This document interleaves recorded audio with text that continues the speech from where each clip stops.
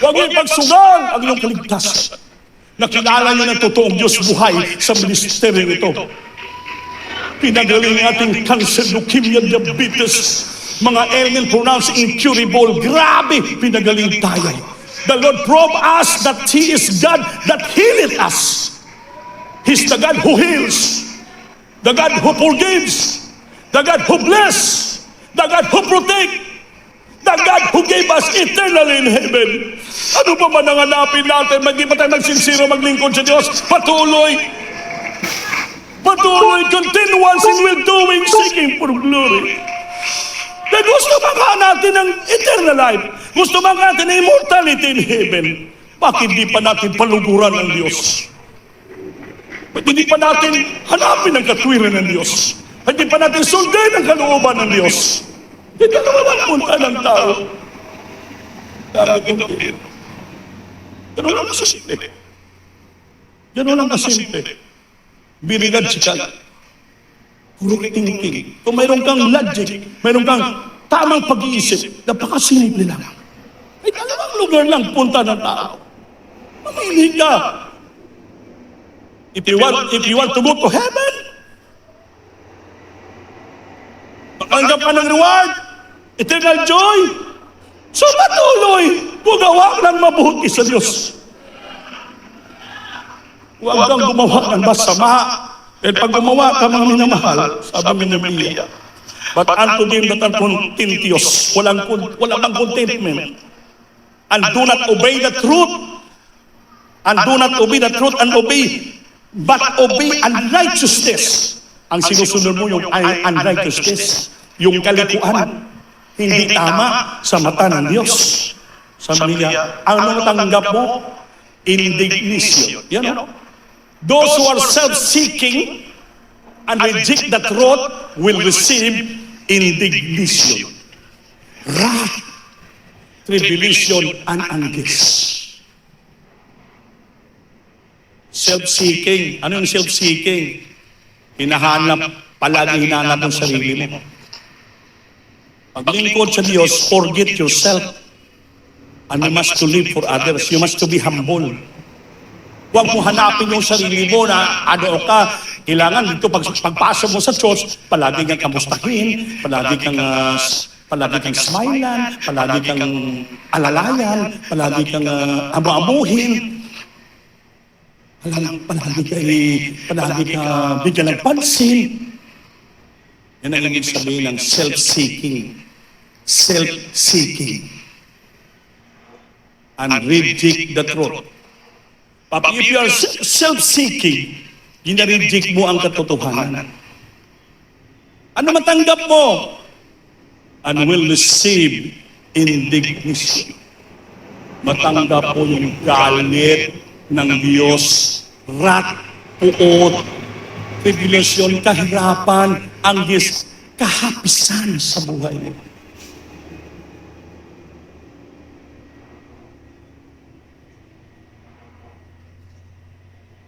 Amen.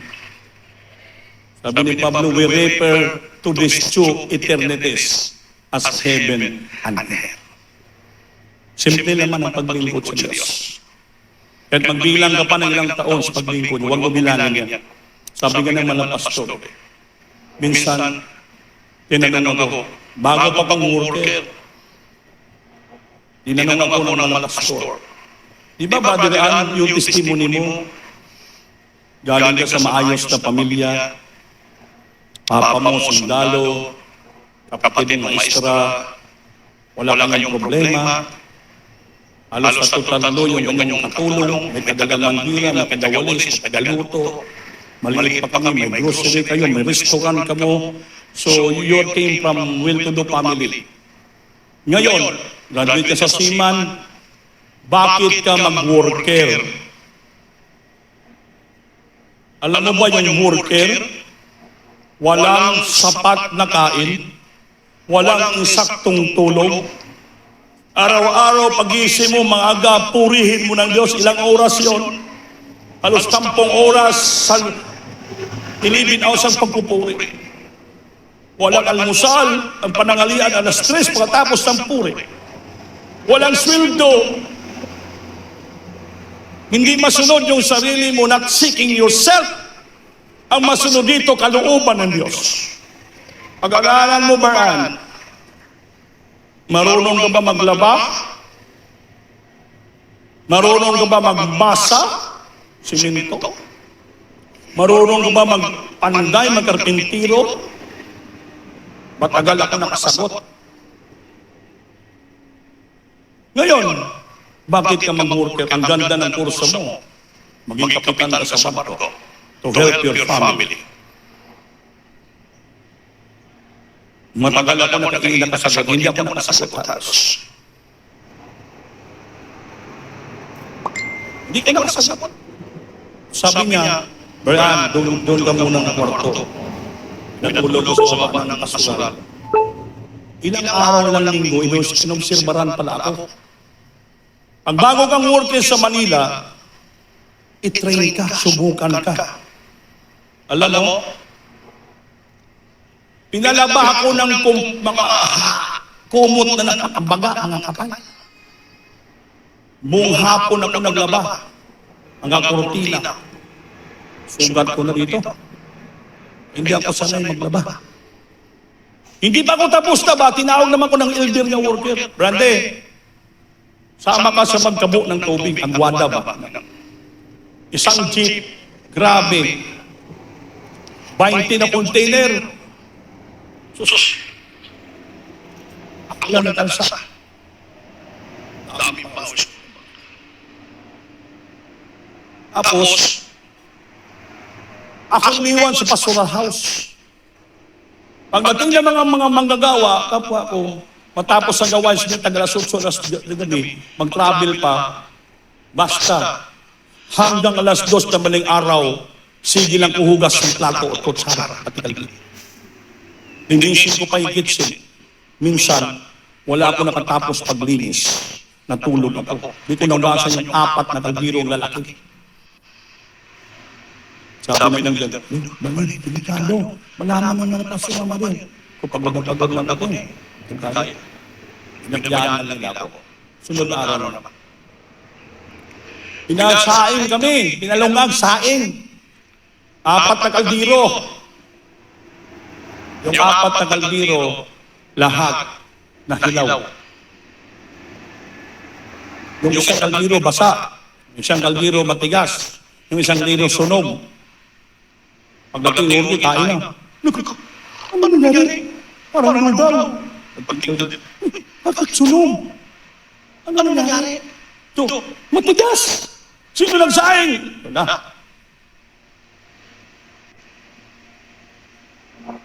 Sino nagsaing? Nagluto. Natawag kami. Tatlo kami mga train. Si Brother Boy, siya to. Ako. Tawagin.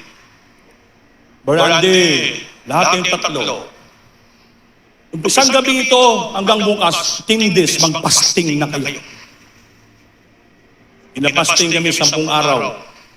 Dahil sa ganun. Yan ang disiplina sa Passion House. Sa buhay ng nanggagawa. Mga CR, basura. Kami nga nilipit. Ginawa pa ng pasensya. Talagang pinababa ka ng Diyos doon. Lahat nagawa pinagawa sa amin. Tinuruan kami paano kami magpakumbaba na huwag namin hanapin ang aming sarili. Hanapin namin ang kalooban ng Diyos. Ay gusto natin ang langit. At ano po, puro plano ng Diyos. Pinatago ng mga pastor gabi sa worker.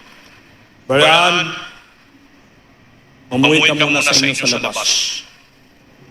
Siguro yung calling mo, hindi mo na mga Passion House, sa labas ka. Sayang kasi nung pasan mo, mangaral ka ng gabing inyo doon, sa mga hospital, sa bilangguan, sa mga kalye. Kasi yun ako, yung nangaral ako, ng ibang ng sangyaw, ng hayo, araw-araw. Mga pastor, every service, lumapit sa akin, bigyan kita ng blessing. Alam mo, noon, 1984, 86, bigyan ako ng 20 pesos, grabing katuwaan. Pamasahe ko yan. Yun lang. Hanggang naging 50 pesos. Grabe ng katuwaan ng lalaki ko. Bili ko ng itlog, suman. Araw-araw nagpupuri ako, 2 oras sa bahay. Tubig lang ininom ko. Lord, busugin mo sa tubig ko, balis ako. Kaya sabi ng mga pastor, every day, kailangan 100 souls ang pangaralan mo. Patanggapin mo sa Diyos. Sinubukan ako. Dahil sa 100 soul na yan, na tao na pinatanggap mo, 10 lang ang naniniwala. Sa 10, isa lang ang magpatuloy. Ganon pala kahirap mga Ebanghelyo. Kaya magtataka kayo, sa magkusada na pakaraming nabautismuhan, swerte na kung may 1-2 matira. Ganon para kahirap mga Ebanghelyo. That's why kailangan mag-fasting, mga nanangin tudo para agawin mo yung tao sa kamay ni Satanas para mapalangit. Napakahirap ng kaligtasan dahil langit at impyerno ang punta ng tao. Ngayon, hanggang doon pala ko gitrain ng Diyos. Wala akong matirahan, kung sinong kapatiran naghagad sa akin, patirahin silang balay, silang apartment, wala, sila nagpapakain sa akin, masakay ako sa bus, Bipit, sabi ko sa driver, wala akong pera, gano'n, ano ka ba, pulis o hindi? Kristiyano, anak ng Diyos, umiiyak ako, pero napapahiya ako, pero yan ay training ng Diyos sa akin, para tanggalin yung pride ko, tanggalin ko sino ako, lahat, binaba ako ng Diyos, kapaga ng Diyos. Yun pala yung training ko. Hanggang 1988. Single square pa ako yun, katulad sa inyo dito. Ngunit sabi ni Ma'am Madir, anak, nagpaste ko ng 2 days. Anak, ilang araw paste mo, 10 days mga lobing. Anak, yung 8 days mo ipatuloy mo doon sa Pampanga, San Fernando, may crusade. Ikaw ang backup prayer sa mga mag-sounding kabit ng streamer. Pinagpala ko ng Diyos. Patuloy.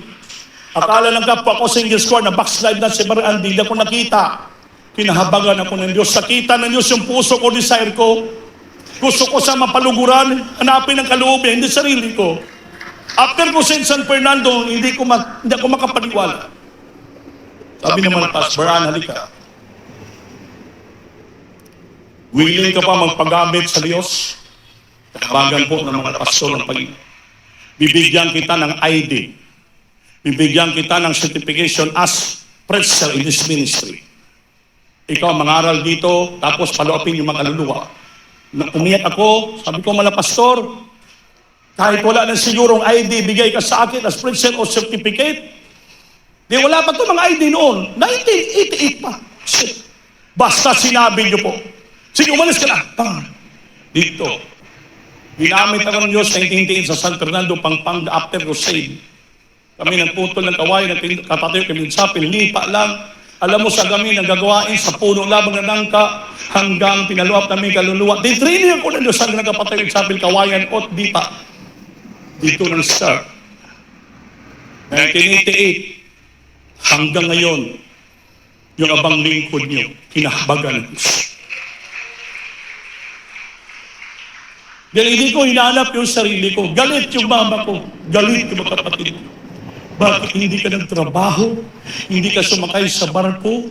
Wala ka may tulong sa amin? Wala, pinahirapan mo kami. Papa mo patay na. Wala na ibang tutulong sa amin. Umiyak yung mama ko. Sabi ko, ma, pagdating ng araw, malaman nyo kung sino yung anak nyo at kayo pagpapalaan ng Diyos. Huwag kayo mag-alala. Wala man ko na itulong sa inyo, pero ang Panginoon mas lalo makatulong sa inyo. Totoo po yan. Na-save yung mama ko, mga kapatid ko, after 2 years sa pagserbisyo ko sa Panginoon, niligtas sila. Doon ang nawaan nila. Kaya nagkaroon ng gawain sa dako ng Sara, Iloilo, hanggang ngayon, yung abang lingkod nyo, kinahabagan ng Diyos. Hindi ako masikil sa barako. Yun po. Paghanapin mo ang Diyos, hanapin mong kalooban niya. Kalwalatian, kapayapaan, karangalan, langit. Mami na mahal, sinisir ko lang ito sa inyo. Nalala ko lang. Dahil hindi kami nang galing sa magandang buhay bilang manggagalo. Galing kami sa kahirapan. Terribling kahirapan. Terribling kahirapan na. Niligtas ako ng Diyos, isa lang yung sapatos ko. 2 lang yung pantalon ko. 3 lang yung pulo ko. Wala akong matirahan. Pero dandahan, piniisa Diyos.